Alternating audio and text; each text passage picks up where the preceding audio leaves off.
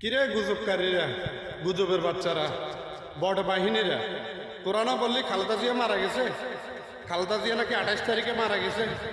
খালেদা জিয়ার মৃত্যু সংবাদ বিএনপি বলতেছে না, সরকার বলতেছে না, সরকার তালবাহানা করতেছে খালেদা জিয়ার মৃত্যু নিয়ে। ওই 16 ডিসেম্বর আসলে নাকি ওই দিন জানানো হইব খালেদা জিয়া মারা গেছে। খালেদা জিয়াকে মেডিকেলের মধ্যে মানে লাইফ সাপোর্টে রাখা হয়েছে। খালেদা জিয়া অনেক আগেই মারা গেছে। তো এখন তো 16 ডিসেম্বরও গেল, 17 ডিসেম্বরও গেল, আজকে 18 ডিসেম্বরও যাইতেছে। এখন তোরা কি বলবি? তোরা যে একজন মানে অসুস্থ মানুষকে নিয়ে এভাবে মিথ্যে অপপ্রচার ছড়াইলি, কাজটা কি তোরা ঠিক করলি? তোরা মনে করছো যে 3বারের একজন প্রধানমন্ত্রীর বিরুদ্ধে মিথ্যে অপপ্রচার ছড়িয়ে তোরা আগামী নির্বাচন বাধাগ্রস্ত করার চেষ্টা এবং কি সরকারকে একটা বেকায়দায় ফালানোর চেষ্টা, তোদের আশা কখনো সফল হবে না। তোরার কারণে 5 তারিখের পর থেকে ফেসবুক, ইউটিউবে ঢুকতে পারতাম না।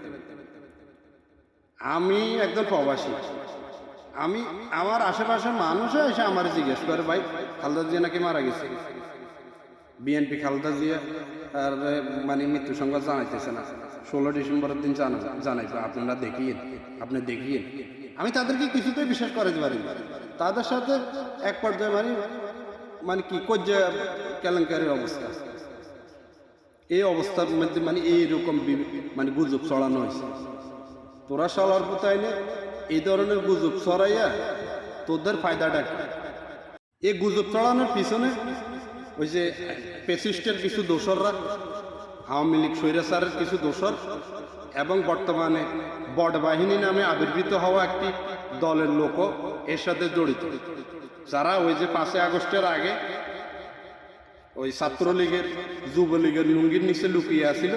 এখন 5 আগস্টের পর তারা মানে বাইরে হয়ে এখন বিএনপির বিরুদ্ধে তারা নানা রকম মিথ্যে অপপ্রচার ছড়াইতেছে।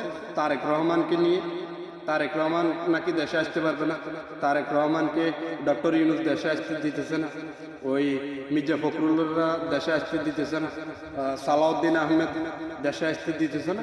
এই ধরনের মিথ্যে অপবাদ ছড়ানো হইতেছে। কই এখন তো তোদের বাপ আইতেছে 25 তারিখে, তারেক রহমান তো 25 তারিখে আসবে ইনশাল্লাহ। তো তোরা পাইলে ঠেকাইছ। মানে এমন কোন হীন চেষ্টা নাই যেটা বিএনপির বিরুদ্ধে তারা মানে ছড়াচ্ছে না অপপ্রচার। মানে আমার এগুলো গোসার থেকে বলতেছি।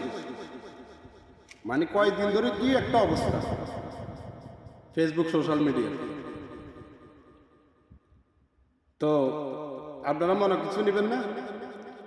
ধন্যবাদ সবাইকে। এটা আমার মনে কষ্ট থেকে বলছি।